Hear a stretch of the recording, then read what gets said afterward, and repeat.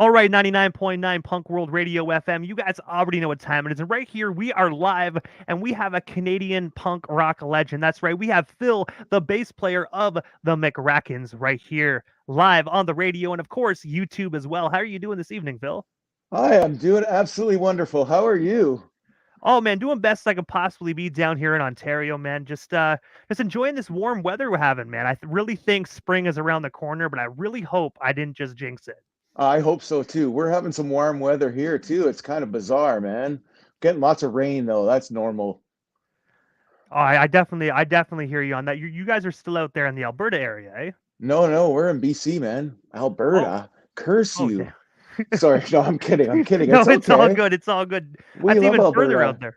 there. We're I'm out as far as you could pretty much go if I wasn't on the island. I'm not on the island, so that's farther, but we're in Vancouver. Oh, nice. I've never been to Yeah. Vancouver, but I heard it's a beautiful city, man. Oh, it is. It's wonderful. Love it. But Phil, I know you're a busy guy, man, so I'm going to dive Oh, right into this interview, man. But I got to take you awesome. back to the year 1994, where the Yeah. McRackins actually came together and formed. I was wondering, for the listeners that don't know the backstory behind this legendary punk rock band, how did you guys all come together and meet, and of course, form this iconic band? You know, we were it's kind of like a what would you say it? It's kind of we don't know what happened before. We were just sitting on a couple of eggs, a dog, a chicken, sitting on a hen hut, nuclear explosion, created, men to eggs, eggs to men, dogs to men, chicken to men. And it was just this absolute pop punk sensation. Came out of nothing. It was amazing. I don't know. Is that good? I got to say, man, definitely. But obviously, you guys have a very unique, attire. You guys wear. I have to ask, who actually came up with the amazing face paint and everything, man? Because I got to say, you guys really stood out from the rest, but in a very, very great way. No one. This is us. This is actually us. No. Hey, I'm I was just, gonna I'm say at the just, end of the day. I I'm was gonna just say at the end yoking of the with day, you. man. You know what I mean? What's your secret? Because I got to say, I really love the white skin, man. If that is, I got to know your secret. The white skin. It's just good old clown white makeup, the same as your favorite Kiss band wear. Just clown white makeup. It's a long, kind of funny, convoluted story, but the short version is Bill and I. We wrote a bunch of songs, recorded them in a weekend, had an opportunity for a gig, but didn't have a promo poster. So I drew one, but I can't draw. I suck major balls at drawing. So when I drew the faces, they look like eggs. And that's how it kind of became. I'm not sure what we were called before that, but once the eggs came, the name came, everything just kind of went from there. Just happened. Magic. And I got to say, just by hearing that, you're definitely a better drawer than me. Because at the end of the day, my drawings of you guys would have been stick people. Okay. Oh no, I'll tell you, I wasn't much better than that. That's why we look like we do now. But hey, you know what? That premature drawing definitely turned into something amazing because you guys went off to obviously tour around Japan, Europe, and I Not did Japan. so many amazing albums. So definitely that premature drawing definitely formed and sparked something surreal. Oh yeah, it is unbelievable. We recorded, I think 12 songs or 14 songs in a weekend. Bill is just like an absolute songwriting megalomaniac. Whereas some guys write, you know, one album every 3 years and they spend so much time working on those songs. And sure, they come up with some great songs.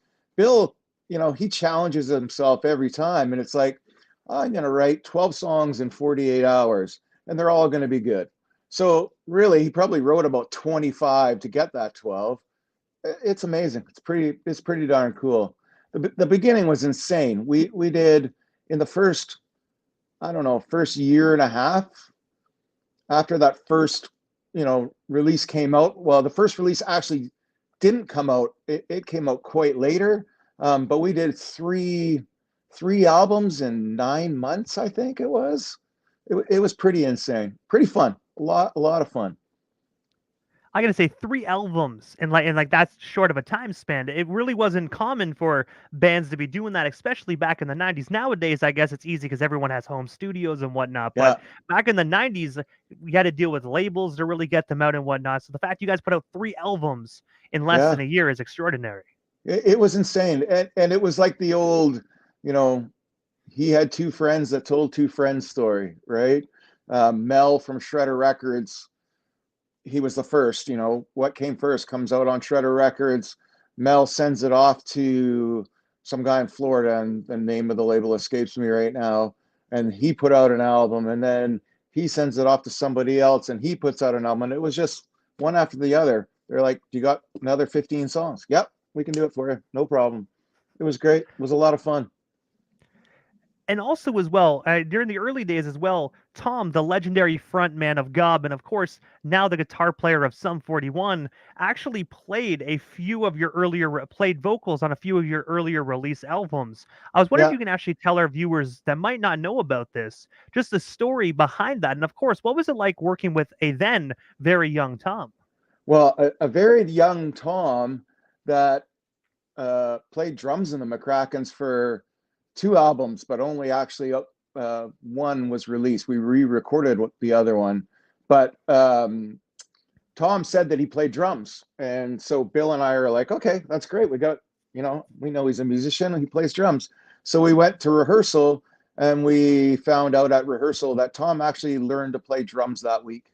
Uh, Tom's just like one of those idiot savant musician guys that you tell him to learn an instrument, and by the end of the week he's figured it out and playing it pretty damn well. So we actually rehearsed. We sent him, I think, 6 or 8 songs, and he learned them in a week and had never played drums before, and they were fantastic. Like, you could see on what came first. That's Tom playing those drums, and he probably had only played a couple months at that point. So pretty incredible. And he's See, just such a great guy. So it was fun for that too.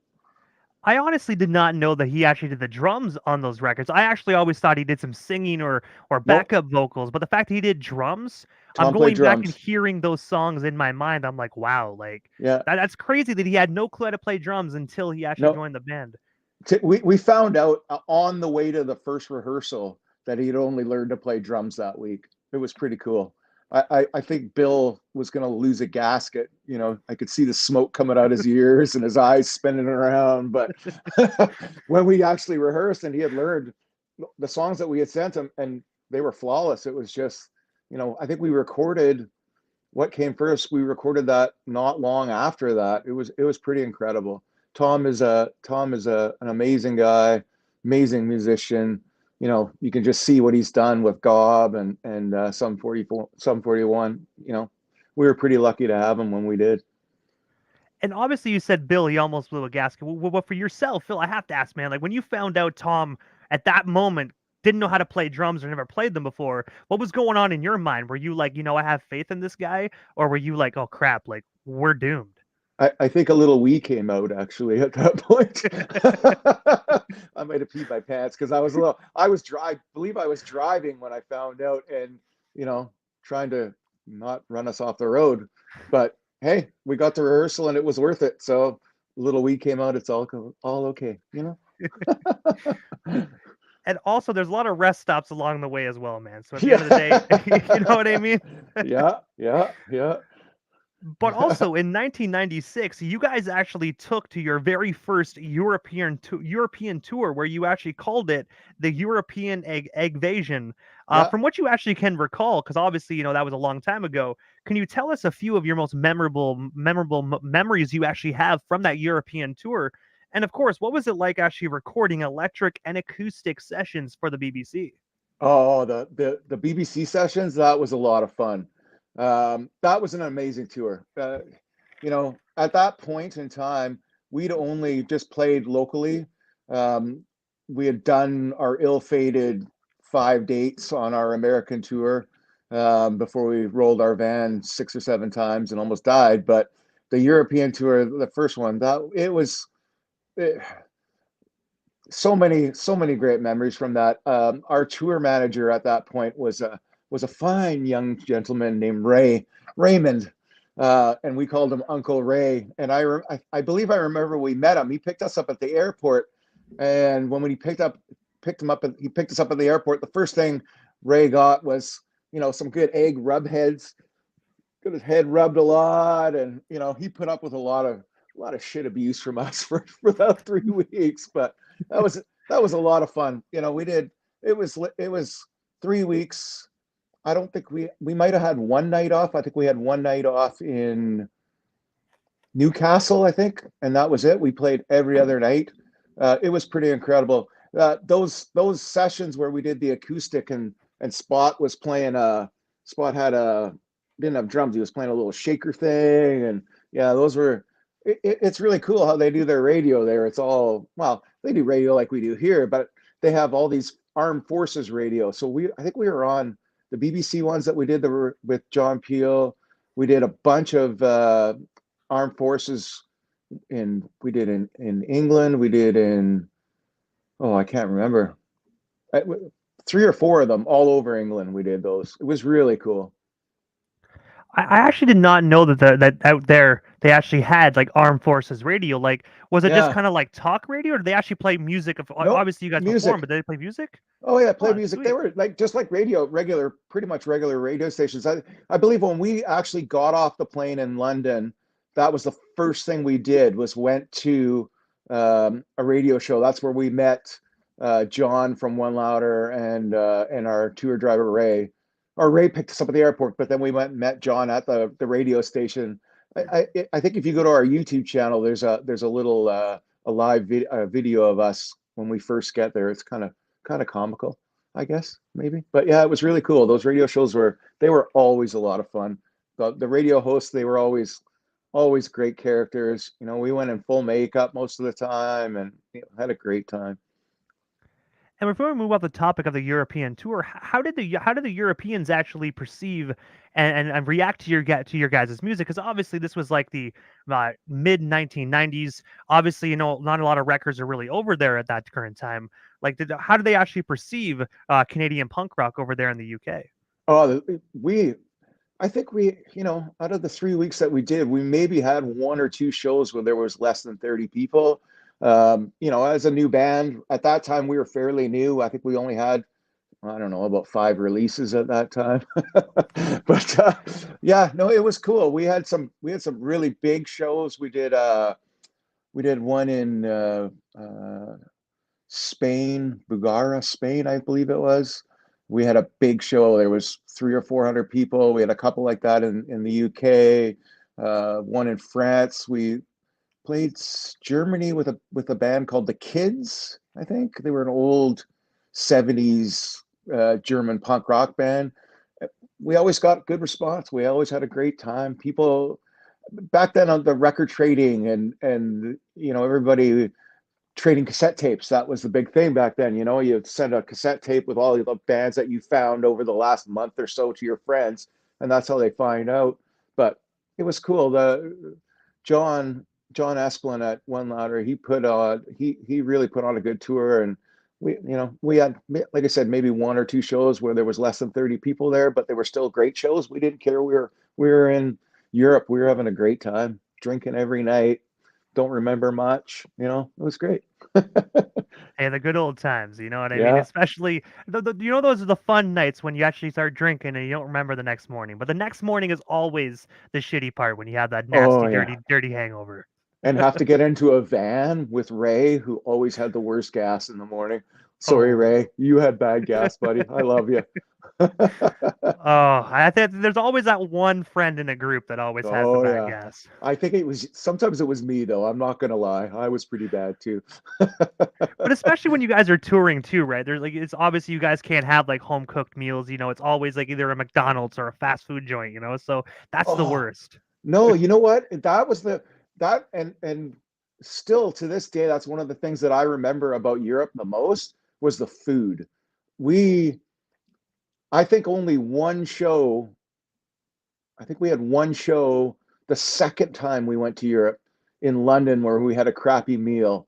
Every other time, you'd get put up with someone's house, or you'd stay at a hostel, and they always had wicked food. I I still eat a lot of that food that I never would have got back then now. So it's pretty cool. Not like touring in, like when we went to the States and I think we played, I can't even remember what city, and we got for dinner, we got a couple cans of, I don't know, some kind of beans or something and a couple packages of Ichiban noodles, and that was it, right? It's like, wait, what? But the UK and Europe, man, they treat you well. On those European tours, you actually get treated like you're not just a musician, you're an artist there. It's a lot different than here in North America. Um, they really respect you. You get paid fairly well. You get fed. You get put up in some of these hostels that we stayed in were 5-star hotels. They were amazing. It was incredible. Yeah, definitely loved it. And also, as well, in 1999, you guys actually released the amazing album Comic Books and Bubblegum, where Theo from Gob also played bass on Yeah. the record. I was wondering if you can actually tell us a bit more about this amazing album. And of course, what was it like just working alongside Theo for this particular release? Well, I'm going to be completely honest with you. Can I not tell a lie? I can't tell a lie. I'm not on that album. That's Really? that. Yeah, that was well, look at me, man. I could be anybody right now, right? My name could be John from Arkansas, and you would never know, right? No, that album, that's Theo and Tom from Gob and Bill on that album. I, I could say I played on that album. I'll say that me and Spot played a little bit. Why not? We did, kind of, maybe. I don't know. But we played those songs later, so I can't really say much about it. Wow. We're not going to get into that story. That's for a different episode.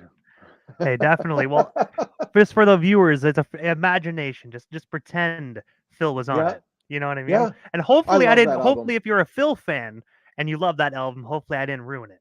Let's just pretend I never You asked. didn't ruin anything. You didn't ruin anything. Everybody, we love everyone, and everyone loves us. We're all good. It's cool. And also, as well, I actually read that in the mid 2000s, you guys actually came out of a hiatus to actually finish your 12th studio album titled Bat Out of Shell. I was wondering if you can actually tell us what actually made you guys decide to actually go into hiatus and then, of course, come out to finish this project. The hiatus was just something. Everybody was kind of doing different things. Spot and I were doing a different band at that time. Bill was doing a bunch of his solo stuff. Spot was doing some of his solo stuff. Um, and then I can't remember. Was it one night over many beers at Spot's apartment in Vancouver? We decided to do that, and that album, it was like our, I don't know, Pet Sounds, or like it was like our Opus album. We spent way too much time on that. I think that album, Bill or Spot will correct me if I'm wrong. I'm sure I'll get a kick in the ass later, but I think that album took over a year to record. I know on the first track, the vocals, AC and I were just talking about this yesterday or today, that there was like 72 vocal tracks just for the choruses on that. We kind of went crazy. That was a fun album though. A lot of fun. Way And I love more in depth than we ever had done before. and I gotta say, I love the Meatloaf inspired artwork and of course name as well. Yes. Yes. And see, now that's the funny thing, eh? So you've seen the new album, right? You've seen with the actual Bat Out of Shell cover with the Bat Out of Hell ripoff, Yeah. right? I don't know how many people remember the original Bat Out of Shell, because that's the one that we toured the UK for the second time. And it was like the weirdest cover ever, where we were in like a can of soup or something. I can't remember. It was a bunch of like, we were in a fridge or something, I believe, on that original CD. So when it actually got re-released for vinyl, that we our good, I believe it was our good buddy Mr. Ole O'Brien recreated that for us. It was pretty incredible. I love that cover. It's And amazing. if you want me asking as well, did Meatloaf ever actually like the band Meatloaf? Did he or the rest of the band members ever reach out and actually like kind of give their 2 cents on the album cover? Like, did they tell you if they liked it or anything like that? We're contractually obligated to not make any comment on that. I'm sorry. Okay. All right. No, I don't know. I honestly don't know. I'm just joking with you, buddy. I'm just joking with Okay. you. No, I I have didn't want. no idea. No I was at the idea. point where I was like, I don't want to get anybody in trouble right now, so I'm just going to scoot along to the next question. Man, I dress up as an A. You can get me in as much trouble as you want. I don't care. But the good thing is, even if you weren't allowed to speak about it, at the end of the day, you could just be like, "That wasn't me. I don't know who that guy with the Yeah, face paint is." exactly. Exactly. No one's gonna know. No one's gonna know. But also, as well, in 2007, you guys actually teamed up with the Jokers on out there in Italy, Yeah. an Italy-based band to actually release the album titled McRackins versus Jokers. I was wondering if you can actually tell us a bit more about this collaboration album, and of course, what was it like just working alongside the Jokers for this project? The Jokers were a band that I believe we actually played with in, if I'm not mistaken, one of the guys from the Jokers we had played a show with in Europe the last time we were there. So that's how that came about. I don't really remember that album, to be honest with you. I remember recording it. I remember the songs. I don't remember exactly how that all came about. I think it was because of that. I believe it was the singer or the bass player of the Jokers was in a band that we had played with in Europe, in France, I believe, at this cool club that was downstairs that I had to carry my amp down the stairs, and I didn't like it, but it was cool. So no, that was a fun album. Those the Jokers, great songs, great guys, great album. I gotta say, I definitely thoroughly enjoyed it. I remember the actual like release of it as well. Like it was like literally all you guys and then the Jokers right after. Yeah, It was actually really really cool. You know what I mean? If you like yeah, both bands, you're getting the best of both worlds. yeah. That was we were lucky because you know you go with another band and who knows, either vice versa, they may not know we might put out our crappiest songs on that album, but I think everybody was stellar. That was just a great album.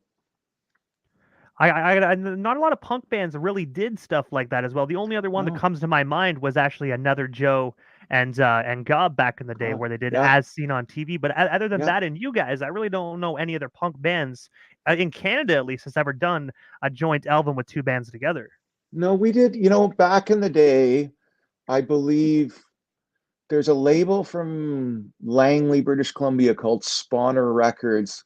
And I think our good buddy Kyle did, and I can't remember the name of them, but he did a bunch of them where he took four bands or six pack. That's what it was called. It was six bands, six pack to go, six bands, six songs each, um, and release them like that. And I think we did at least one of those with him. But yeah, you're right. There wasn't a lot of that where, especially when you get a band from the other side of the world and you're splitting, a decent release with them, right?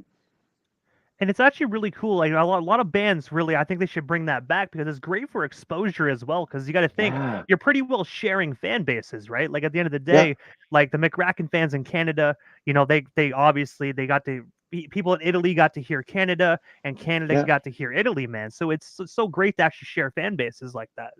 yeah. That brings me like, we've been around forever, so that brings me back to the days of tape trading and everybody. That's how you found out. This is before the internet, so you didn't. You know, that's how you found your music, was trading tapes. And if you could get an album where there was more than one band on it, you were just getting that extra bonus, right? That's great. I would love to see that again. And also, as well, I know we're jumping into the timeline quite a bit, but on December 31st of last year, 2022, you guys actually released the amazing single titled Annabelle. I was wondering if you can actually Yeah, tell our listeners a bit more about this phenomenal single. And of course, is there any projects currently in the works for 2023? yeah. Oh, that Annabelle's actually off an upcoming album. I believe that was one of four tracks that we've released off that. Um, that album was supposed to be out last year, but with pressing plants the way they are backed up right now, it got delayed quite considerably. That we may see it in 2024. I don't know. No, it's supposed to be. I want to say March or April of 23. I think was what AC was telling me just the other day. So that Annabella that came out for that. We did that as kind of like a Halloween thing, right? Like because it's a horror song, and there was a couple other tracks that were out before that from that album. Um, yeah, just different, something fun. That we never, we may stop playing. We don't play as much as we used to. We've only played twice in the last 10 years. Uh, but we never stopped writing songs. Just by the amount of solo records that we've done, like Spot just released his solo album just recently. I did a mini EP kind of thing a couple years ago. AC's now possibly, I don't know if I'm supposed to be announcing that or not, but AC may be recording something in the next little while here. But yeah, we like to, it's like we always say, we like to make records. We just keep making them. It's fun. And when you guys actually said, because obviously you just mentioned a few moments ago, you guys don't really do very many shows anymore. Do you think you guys have anything actually, like, do you guys want to get back on the stage this year in 2023? And if so, because obviously if we have any promoters that come across this interview and hear it, whether it's like a month or 2 or 3, 4 months from now, like, you know what I mean? Would you guys be willing, well, if the money's right, to actually get back on the stage and actually do some shows in 2023? It'd have to be something absolutely exceptional. We're kind of I don't know how you say, a bucket list band now. I think what we call ourselves is we'll do bucket list shows. Um, we played Italy. We played one show. We flew, for a weekend to Italy to play one show, to play punk rock Raduno. Franz and all the guys at Punk Rock Raduno got us over there for a weekend. We'll do stuff like that. So we've uh, never played Australia. Would love to play Australia. Japan. Like our first actual release, it didn't come out as our first release because it got delayed, but the first signing we ever had was in Japan, and we're like, oh, look at us, like Japan. They love a bunch of idiots dressed up as two eggs and a chicken and jumping around on a stage, but it just never happened. We've never played there. So if that happened, I'm sure we'd do it. The other thing would be, a certain, like it would take a certain band, I think, for us to play, North America, Canada, the States.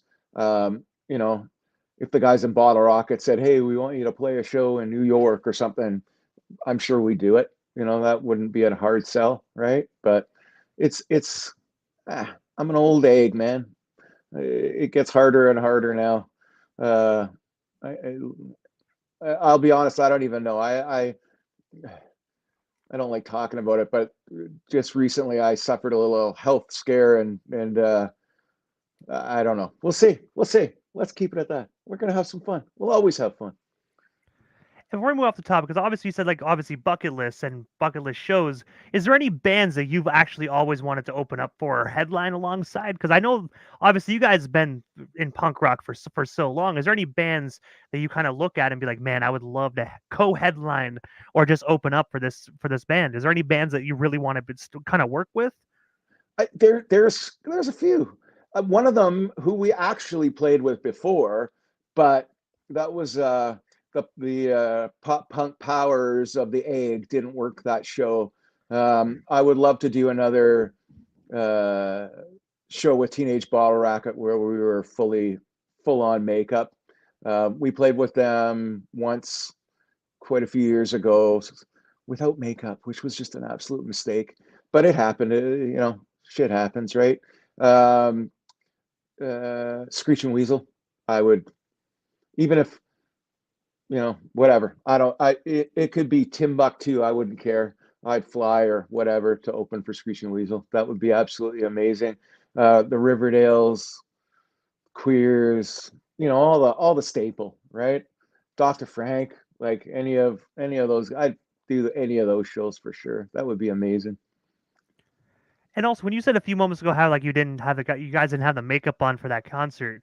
So Yeah. even Kiss, they actually did a few shows without no makeup back in the day. Like, were people actually surprised at that show to see you guys without makeup or anything like that, or were they just like, you know what? At the end of the day, it's the McRackins. Who cares? You know what I mean? No, they were. I think surprise and disappointment, shock and awe. Maybe we actually played another show without the makeup.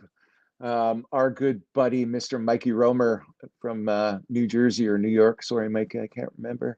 Um, Mikey flew all the way from New York or New Jersey to Canada, to Vancouver, which is pretty much the opposite, polar opposite of the country, of the continent, to come see us for a show, and we didn't play with makeup. So that was kind of a disappointment. Good old Mikey flew to Italy for Punk Rock Raduno. Him could somehow convinced his wife to come on vacation to Italy. So good old Mikey got to see us in makeup, which was awesome because we love Mikey. Mikey likes us. So we're happy about that. Sorry, what was the question? I rambled there. That was awesome. Oh no, it's all good, man. But I'm glad Mikey actually had the opportunity to see you guys live. And at the end of Oh, the day, me I don't too. think any wife would complain about a vacation to Italy. I think most wives would No. be like, "You had me at Italy. Yeah. You want to scurry away for a couple hours? I'm gonna go to the spa or something." Yeah, no, Mikey's wife, I love her to death. She's amazing. She's put up a lot, put up with a lot of crap from Mikey for us buying so much stuff. I'm sorry, Michael, we keep releasing records. That's probably why she said yes to Italy. She's like, "Finally, something I get as well." Yes, yeah, yeah. She got at least a week there, I believe, or maybe even more. Their pictures were awesome, so I'm pretty happy about that. Yeah. But I have to ask, obviously, because 2023 is still relatively young. We just hit the second month. So what is next for yourself, Phil, and of course the rest of the McRackins? Like, is there anything anything like you guys are going to be doing this year? Anything else we missed during this interview? Anything else you still want to talk about or promote? Well, hopefully, like that album's going to come out soon. That'll be great. Like I said, I don't know if I was supposed to release that, but I believe AC's got something in the works, and I'm really excited about that. Um, no, we're good, man. Like I said, if somebody offers us something big, we'll do it. But it's been a wild ride. We've had almost 30 years of this crap. It's insane. Like I love it, and whatever anybody wants us to do, I'll do it. I'm here. I love you all. And before we part ways, Phil, I have to ask because obviously, I know how to find you on social media and follow yourself and the band. But for the individuals that are a fan of you guys but don't have you on social media, how can Yeah. we actually go about following yourself and, of course, the McRackins as well? On the best way to find us is actually go to our website at McRackins.com, or I believe the McRackins.com. I believe we have both of them. And AC, our wonderful, amazing, talented webmaster, does everything guy. He's got it set up so all those connections to, everything, our YouTube, our, Instagram, Facebook, if anybody still uses that. I know I still do, which is sad. They're all on there. Just look. It's not hard. McRackins. It's pretty original. You'll find us. We love you. And I got to say, first and foremost, Phil, thank you so much for just giving us a bit of your time here this evening and just talking about your history within punk rock and, of course, what you guys have actually done and what you guys currently have coming up, man. I've been a fan of the McRackins for a long time, man. So just being able to interview one of the members is such a surreal experience and, of course, an absolute honor, man. So thank you for everything you did for punk rock all these years, man, making all those killer projects and just killer memories, man. And I'm definitely looking forward to the new record when it drops sometime Yeah. soon. Awesome, man. Thank you so much. We love you all. We appreciate it. I love your show. I've been listening, watching all the little clips. I like it. So thank you very much for having me, man. We love you. Hey, man, the feeling is definitely mutual, man. And thank you so much for the support, man. It's not every day you get to hear you get to hear that a legend like yourself is actually watching what I do, man. So that right there Oh, fuels me to keep doing what I'm doing. keep doing it, man. It's great. It is great. You're very welcome. Hey, I gotta say, but again, thank you so much, Phil. Definitely have yourself a phenomenal night, and I'm pretty sure we definitely shall talk again here soon, man. But for now, we definitely shall talk soon. Thank you so much, Phil. You're welcome. Have a great night. Take care. Bye.